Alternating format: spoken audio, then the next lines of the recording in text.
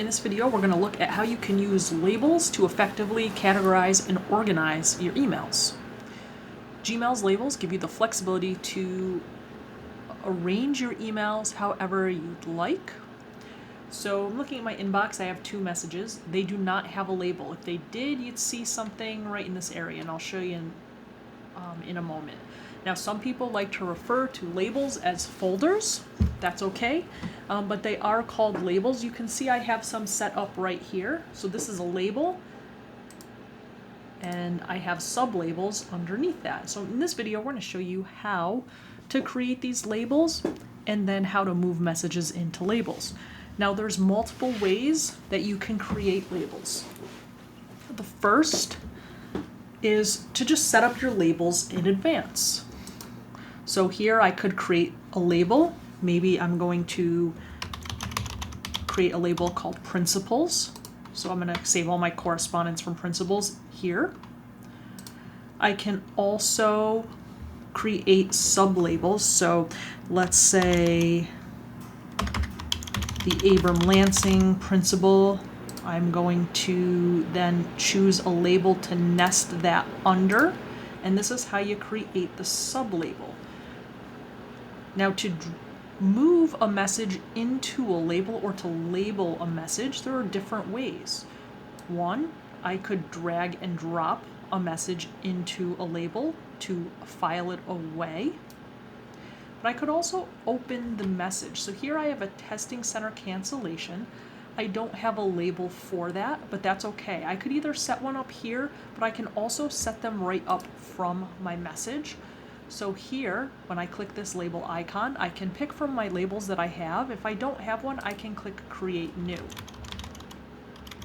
Let's say cancellations. And I'm not going to put this under a label, it's going to be its own. I'm going to go ahead and I'm going to click Create.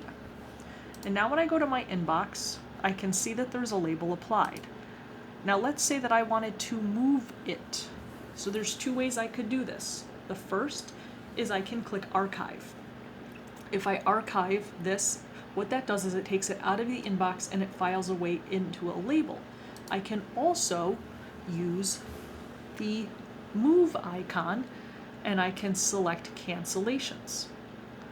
Now, if I'd like to label and move a file at the same time, I could go to the move, and if I don't see it right here, I can create a new label.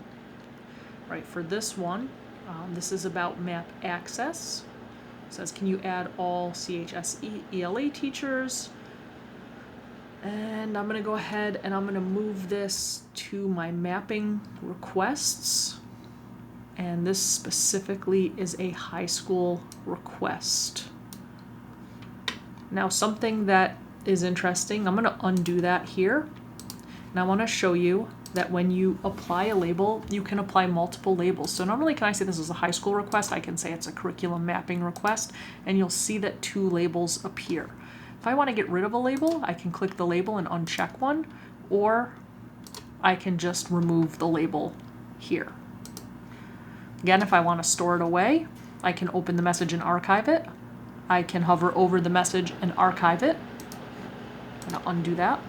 Or I can drag and drop it into its label to tuck it away. One last thing with labels. If you go to Settings and see All Settings, you'll notice a tab for labels. You can decide which labels on the left here that you show and hide. So these ones are hidden.